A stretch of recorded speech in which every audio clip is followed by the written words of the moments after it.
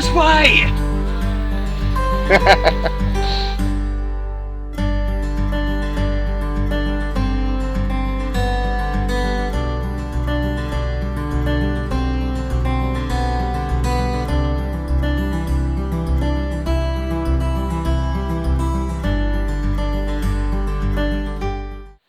Good afternoon everyone. This is a very special series of videos that I'm going to be producing. I'm joined by Rob again. We are on the Suffolk-Norfolk border at Knettishall Heath. We're at the start of the Peddars Way long distance footpath. It's 46 miles in length, and that is what we're going to be walking over the next few days. Don't know how long it's going to take at the moment. And if you probably saw the last video, we did a long distance route, the Flitch Way in Essex, which was a mere 13.5 miles, and that was just as a bit of training for this, so we feel a bit more prepared. So we drove up to Littleport, to Rob's friend's house. We parked the cars there, we walked to the train station there, we got a train to Thetford, and then we got a cab out to here. So this is sort of like the meeting point of quite a few long distance routes here, which is quite cool. So it's yeah, say 46 miles. We're going to see how far we can get today. We've got to head in that direction over there across the road. We've got all the maps we need. We've got two of these that Rob has provided, these zigzag maps of the entire route. I've got two, count them, two guidebooks on the Peddars Way. In fact, I've been planning to do this one for about 10 years and just never got around to doing it, so I'm finally doing it. It's going to be absolutely brilliant. Anyways, it's about 1 PM now, so we're going to probably walk until about 8 o'clock tonight. So, enough talking, let's get walking! As they hunted and gathered over thousands of years, those first people pressed patterns into the ground with their feet, trackways and paths. The easternmost strand of the final stretch of that tangle of tracks between Knettishall Heath and Holme, between Blackwater Car and Seagate, has come to be called the Peddars Way. Okay, as I'm with Rob, the party animal, to celebrate us starting the Peddars Way, I've got a little hip flask of a mysterious concoction. I believe it's Woodford Preserve.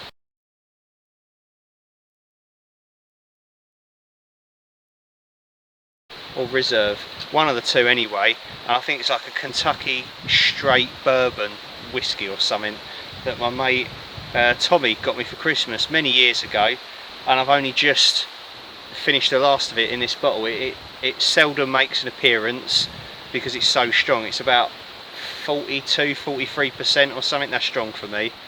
So to celebrate the start, Rob, brilliant, we're going to have a shot. Do you want me to? Oh no, you want to go? Look at him. He bit my arm off. Yay! Go on. A shot.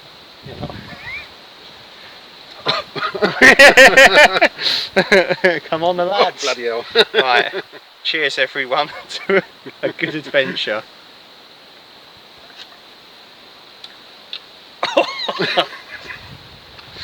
It's like paint strip. You don't want to smoke around that stuff.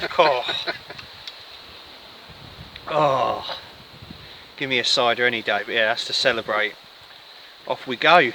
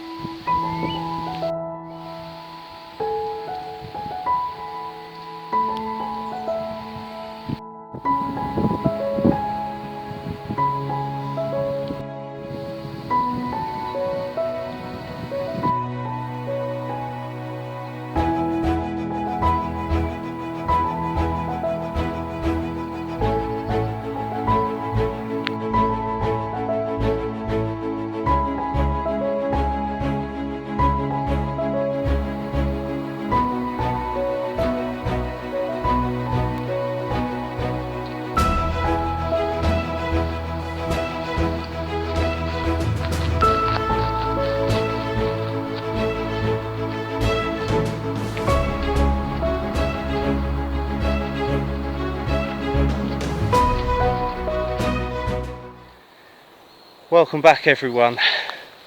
Well, I think it might be about 5, half 5, something like that, and we're actually thinking of stopping early today just because it is so hot and humid. Packs are getting quite heavy and stuff, where we've got all of our food for the next sort of few days in, and we've only done about 5 miles. It feels like we've done like 10 miles already, but we haven't. So we've only managed the 5. We've nowhere near made it to our first estimated sort of stop for the night, and it's just too hot. It's so humid.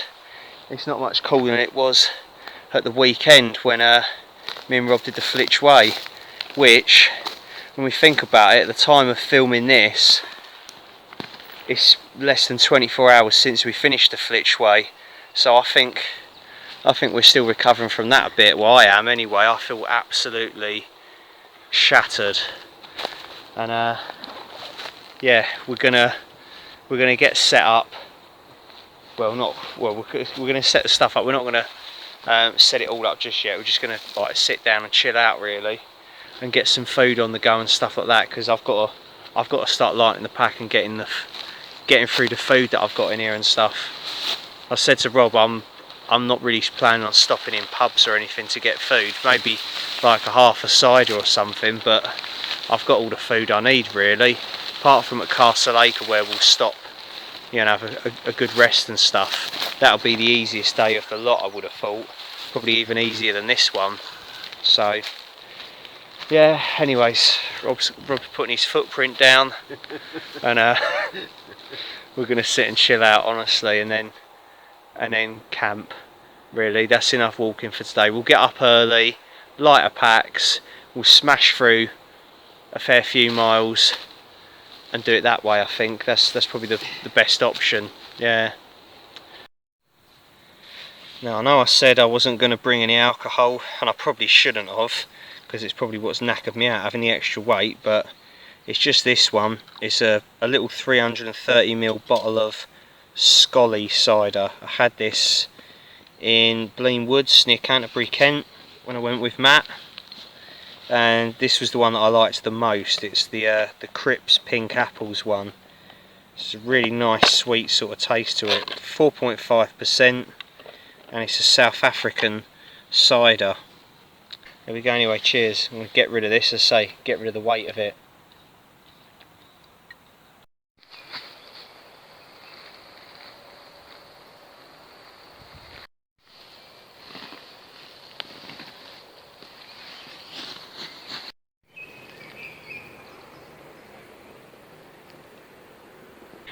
It's 8 o'clock now, and the light is slowly fading, and we've got both of our shelters set up. So Rob has got my OEX bush tarp that I sold him, and my orange Rabstall bivvy that I sold him as well. So we've both got tarps and bivvies tonight. I've got my Rab Integral Design seal wing tarp, and underneath there I've got my Rab Ridge Raider hoop bivvy. We're not forecast any rain, so what I've done is I've sort of set the tarp up forwards and towards the camera a little bit, so I've got a bit of space in front of the bivvy to sit under it and cook. If we do get any rain, you know, we've got trees above us, so it'll sort of block out a fair bit of the rain, and of course, you know, the footing's exposed, but it should be fine. Like I say, we're not forecast rain, so the tarps are a little bit overkill. We just wanted a bit of luxury really, and Rob especially wanted a tarp, as he's got like he's got a zip up bivvy, but it's like an open face bivvy, you know, it just lays on your face, which you don't really want to do. I just had a little bit of a mare and spilt 400ml of boiling hot water. The stove was obviously not on stable ground. That pissed me right off, because we've now got, between us, we've got 1.5 litres of water to get us through. Well, we're probably not going to eat anything else tonight or drink anything else tonight, but we've got to get through breakfast, I've got a lot of food for breakfast because of course I've bought 4 days worth of food, and we've got water. We've got to have water to drink as well. So we've got to get to Stonebridge or East Wretham, something like that, and that's probably a couple of miles away. I mean, we'll sort of see how we go in the morning, but I'm thinking we're going to set off early whilst the temperature's not too hot, get to Stonebridge, which is somewhere over that way. Hopefully it ain't gonna, you know, it's not too far away, and you know, we've looked at it on the map and it don't seem far, but you know, country mile, innit? You don't know until you're actually there. And yeah, hopefully we can get some water. There's the Dog and Partridge pub there. Don't know if it's going to be open, but I said, look, we'll bang on someone's door if we have to and ask them if we can have some water. So Rob thinks he can hear military helicopters over there, because there is like a military firing range over in the distance. We're far enough away from it. We're out of the death zone, and then over there is like a gas pumping station. So, and the Peddars Way is through the trees over there, about 100 yards, would you say? Yeah, at least. About that, yeah. So we're all right. And then we've got pine trees behind us. Nice. So yeah, dinner. I'm having this weird vegetable korma thing. I don't know if I'm going to like it. I had this bean and pasta salad thing, I don't know what it was, a bit earlier on. That was okay, it was bearable, just about. Got a hot chocolate and a coffee in a mug, ready to go as well. Bought plenty of meths, because you might have seen me photo. I bought a 5 litre drum of meths, so I've got 750ml of meths with me for this trip, as well as a gas stove and cartridge. Yeah, but it's been a tough sort of first day really. We'll hopefully have a bit more luck tomorrow. I'm sure we will. We've got to remain positive, haven't we, Rob? Yeah. We've got to be positive. We will do this. We will beat the Peddars Way. People have walked further in shorter times, definitely. We can do it.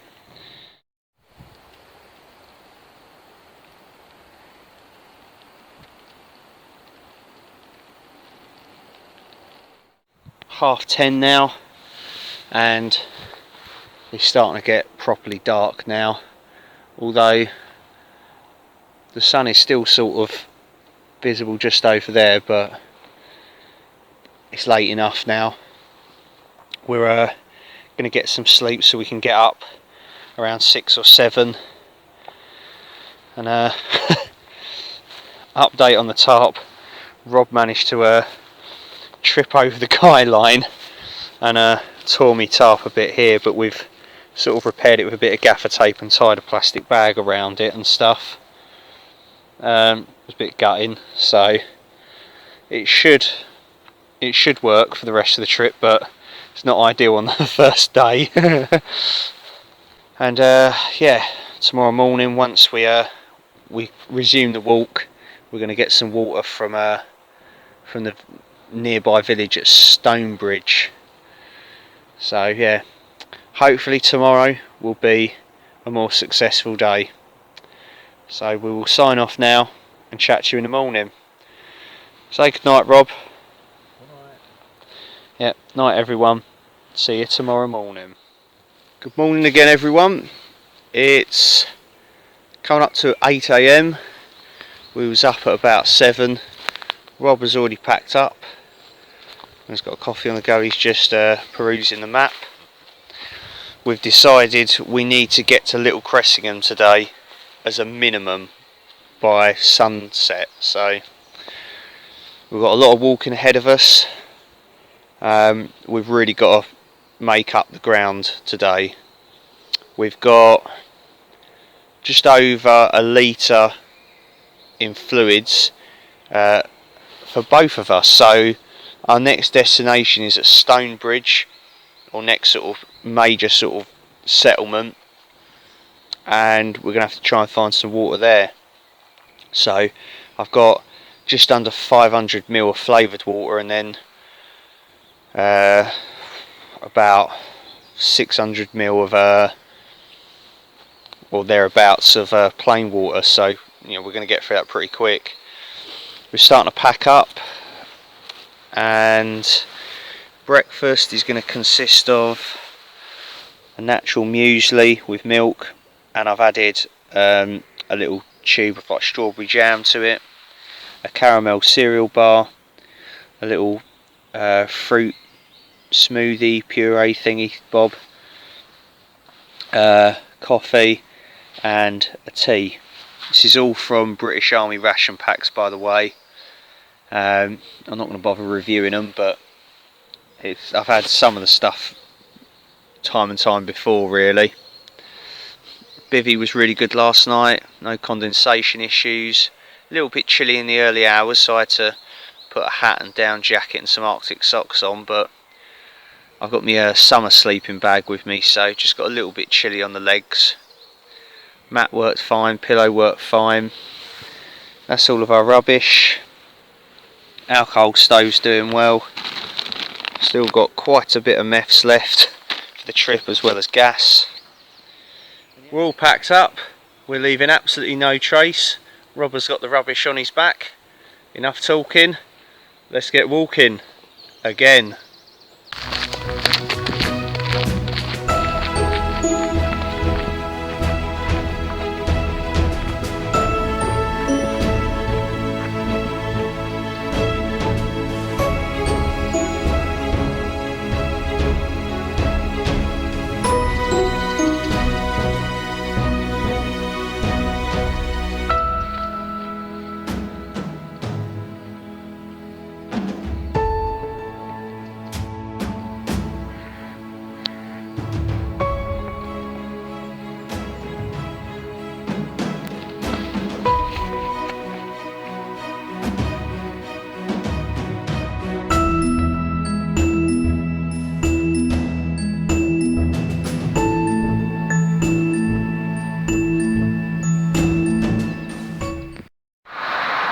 There we go, that's a sobering thought. We've only done 6¼ miles.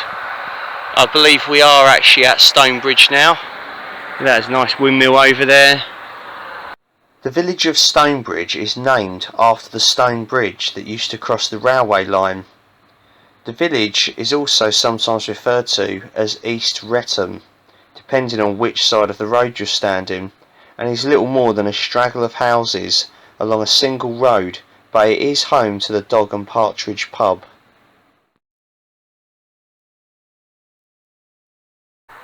I've just filled up some of our water bottles and I had to knock on someone's door, and this little old American woman answered the door, and she was so friendly. She invited me in her house and let me fill up the bottles myself from her tap. You know, offered me like drinks and stuff. And it's about 10 AM at the moment, and yeah, and I had a full-on conversation with her. So it's because I didn't bring Rob in. You know, if she'd have seen him, she'd have been, "Be gone, heathens." No, I'm joking. Yeah, absolutely lovely. It's good to see decent people out there. So she's not watching it, but thank you. So yeah, that's got us through the next 6 miles. There we go, that's our target for today, people. We've got to get to Little Cressingham, 7½ miles.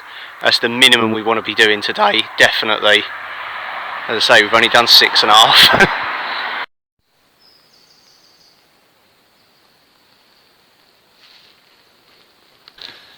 It's 11 AM and we've been making some really good progress. Pack's riding a lot better today now that the weight's down on it and stuff. Still got a lot of food in it and stuff, and when we topped up the water bottles, we didn't fill all of them up. We just filled up 2 litres, so a litre for each of us. I'm sure we'll get to another place that's got houses and stuff where we can fill the rest up for tonight's camp, but that'll get us through most of today's walking, and do a bit of cooking for some grub at lunchtime and stuff. So I thought that was a wise decision on my part. So we just come off a huge section of road walking. There's nice woodlands and stuff around it, but not a lot to see, so I thought I won't show you that. And now we're back on this like dirt track, and we're on the Pingo Trail.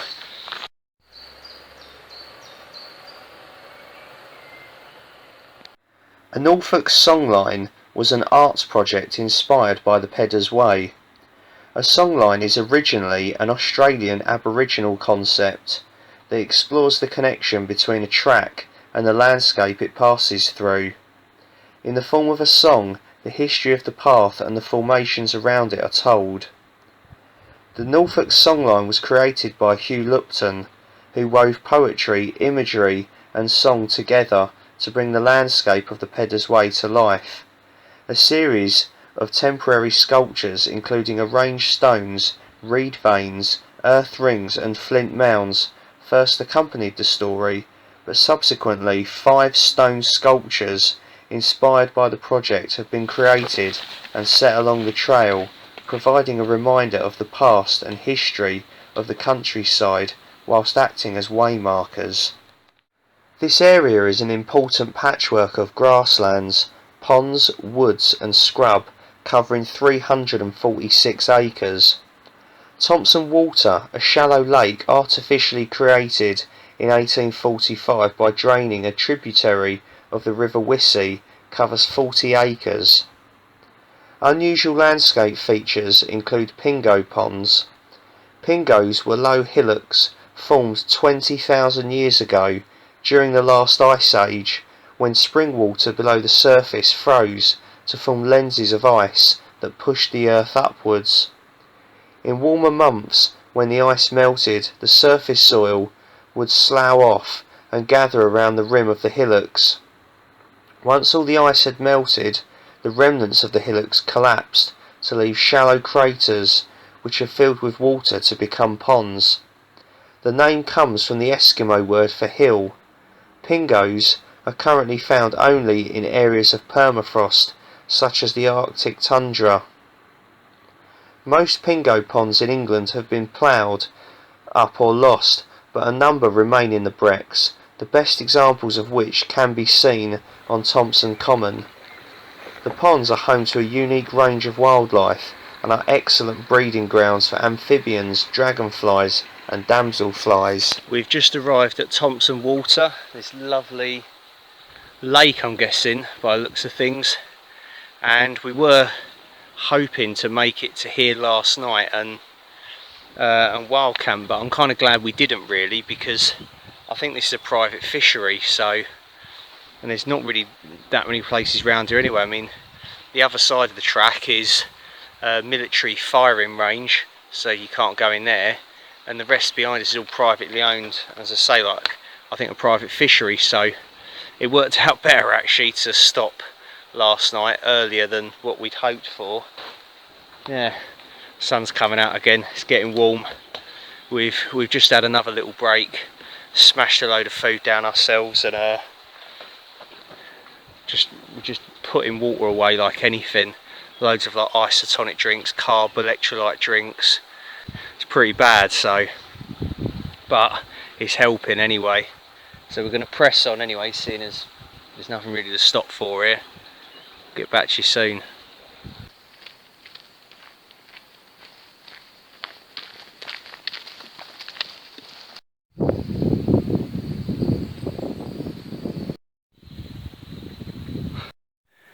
Surveyors have made their lines on the land, trapping Albion in a net of roads, a taut web on the edge of empire.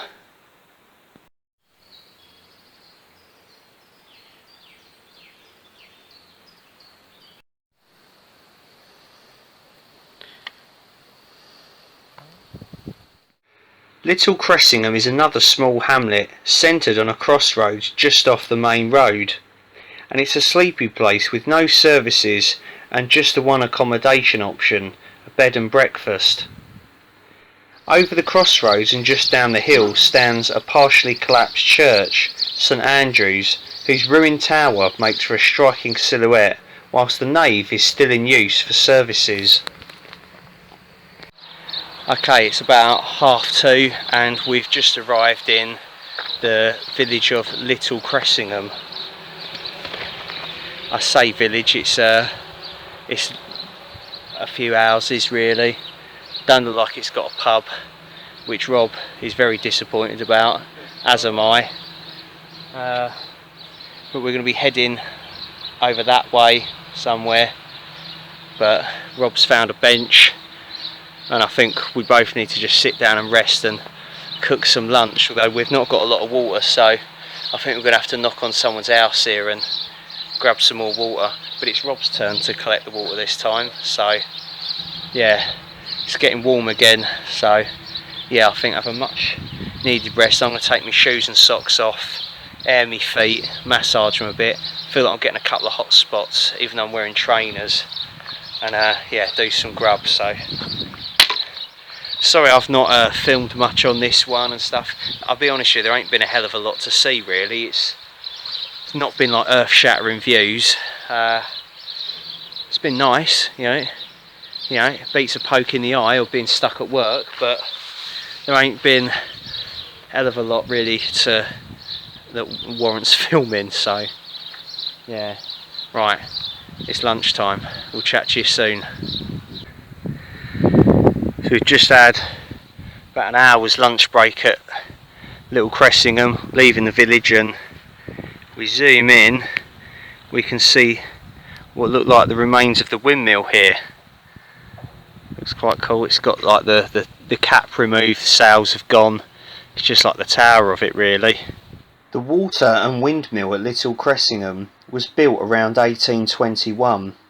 This mill boasts an unusual double action, where two pairs of stones at the base of the tower were driven by power from the water wheel, and two in the upper half of the tower were powered by the sails. The mill ceased using wind power in 1916 and water power in 1952, but has been well maintained and restored since.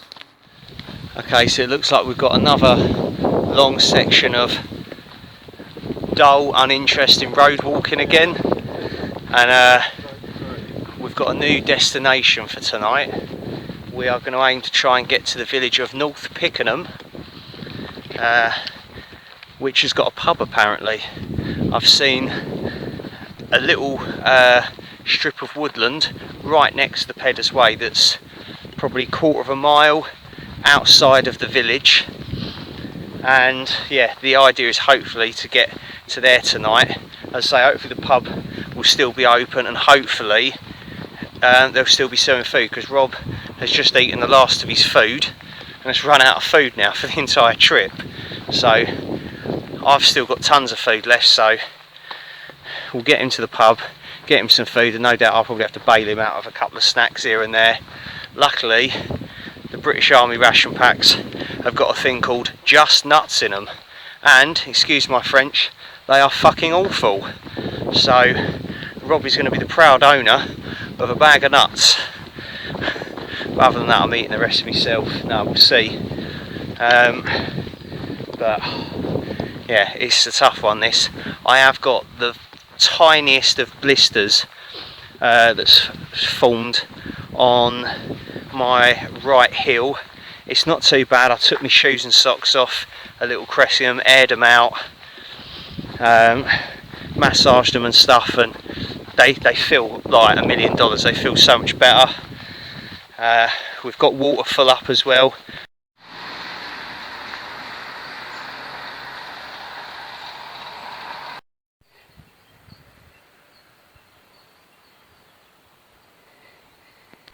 On our way to South Pickenham first, and then North Pickenham, where our planned stop is for the night. Just want to point this out. I think this is great.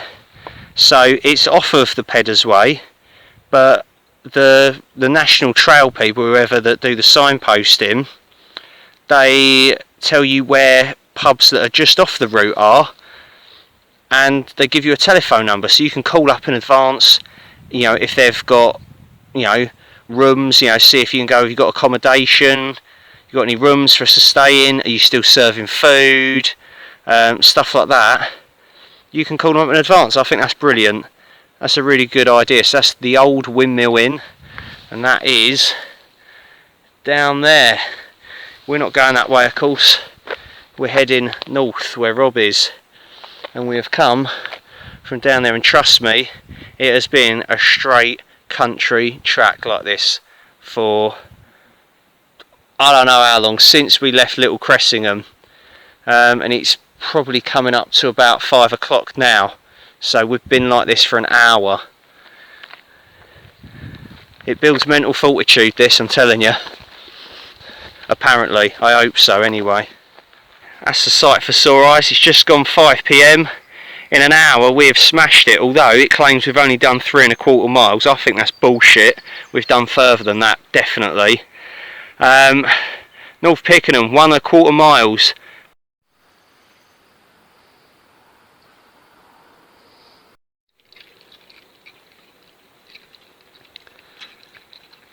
It's not Norfolk if it ain't got pigs. No. Oh, they always have a piss on camera, don't they? I'm gonna fuck up your YouTube video. Go on, have a shit as well. Go on, make my day. The small village of North Pickenham in the district of Breckland, Norfolk, is about 3 miles from the market town of Swaffham. Its sister village, South Pickenham, is 2 miles to the south.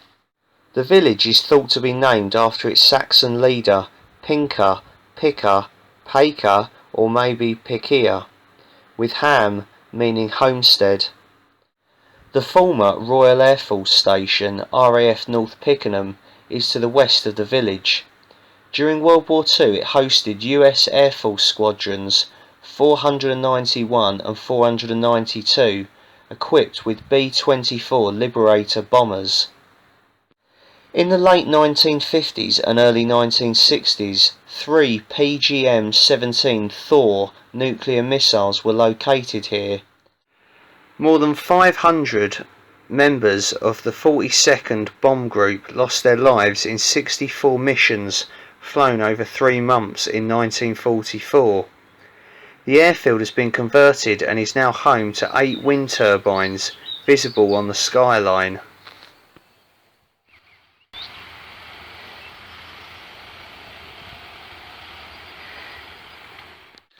Okay, welcome back everyone.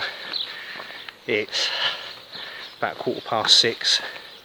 It's still bloody hot, and somehow, against all odds, we have arrived at North Pickenham, and we really thought we wouldn't make it this far today, so we have absolutely smashed it. And it's one of the few villages on the route where we've actually found a pub called the Blue Line. Now hopefully it's open. Rob has just sat down outside, so I don't know if he's waiting for it to open or if he's holding a silent protest or something to open it, but there it is. Please be open, please be open. I've got some very, very distressing news. The pub is not open today. It's only open on Thursdays and Sundays. So, well, we had to walk here anyway, so the Peddars Way is over that way, so we'll probably head back there and just go and find somewhere to camp for the night. Still on the bright side though, Rob, I've got that hip flask for the whiskey. We're going to have to smash this shit out of that, I'm telling you. I don't even care if there's swearing in this video. If you don't like it, don't watch it, okay? Bugger. Okay, it's about 7 o'clock. We're just outside North Pickenham, and we've come across a section of dismantled railway and disused, well, severely damaged railway bridge.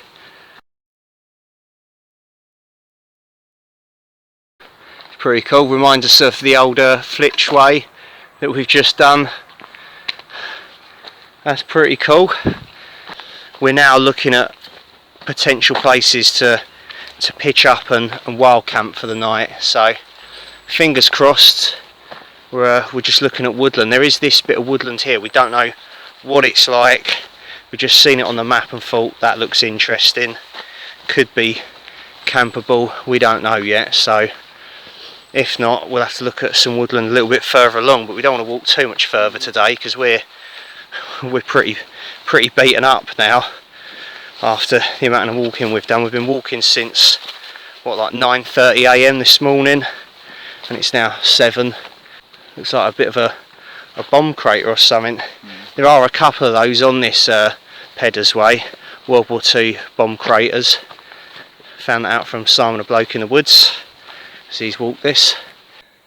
Well, it's gone 7 PM now, and we've come off of the Peddars Way into this little bit of woodland near the abandoned railway line, and we think we found a spot to camp for tonight. It's not as good as last night's spot, without a doubt, but it's not bad. We've got trees that we could string the tarps up in between if we wanted to. There's some fairly flat ground, enough space to, you know, chuck the bivvies down and stuff. There's a few more kind of flies and stuff here, but it's not too bad, to be fair. I think we just need to sort of clear some of the leaves and twigs away and stuff down to, you know, the actual forest floor, and we should be okay. So yeah, I think we're good here. We might start setting up now. We've rigged my rab silwing tarp up between some trees and sort of pegged it out to the ground without using poles, and it's more for Rob really, so he can get his open face bivvy under. I can just slide my Rab Ridge Raider hoop bivvy under there because it seals up, and yeah, we've actually got quite a bit of space. Now there's the the damage by Rob last night, and yeah, it's just torn that bit off the side, so we just tied it up with gaffer tape and the little plastic bag, so it still works, and it's doing alright, yeah. So we should squeeze both of us under there. Nice, light, simple little setup really. We're not due any rain again, so yeah, we'll get the bivvies under there and we'll get back to you. Okay, well, it's gone 8 o'clock now, and I'm basically left here at the moment while Rob heads off about a mile, 2 miles further along the Peddars Way to a McDonald's that's on the A47. And yeah, of course he hasn't got any food with him, he's run out of food, so I did give him that bag of nuts and a couple of boiled sweets from the rat packs,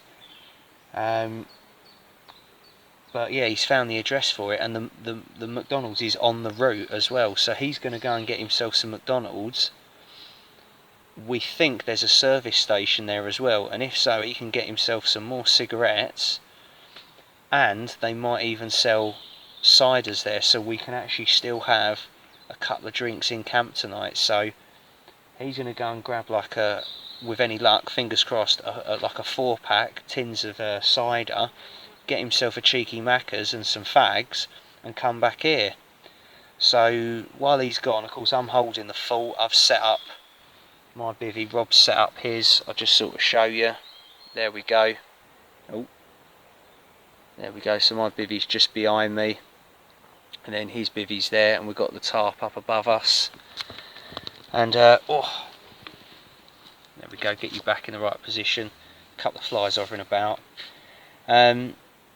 I've had a change of clothes. I'd like a, you know, sort of a spare wicking t-shirt, spare vest, spare pair of boxers, spare pair of socks. Changed into those. I managed to have a baby wipe bath as well behind a tree over there. Brought all the rubbish with me, don't worry. And yeah, I feel fresh as a daisy now. I've got like a second wind, so yeah, I'm going to cook up some dinner. I'm getting through my mess and wait for Rob to come back. Quid's in. We're thriving, not just surviving. So I've just done myself spicy sausage and potato wedges for dinner, and there we go. Appetising as always. Got a Thai food tea.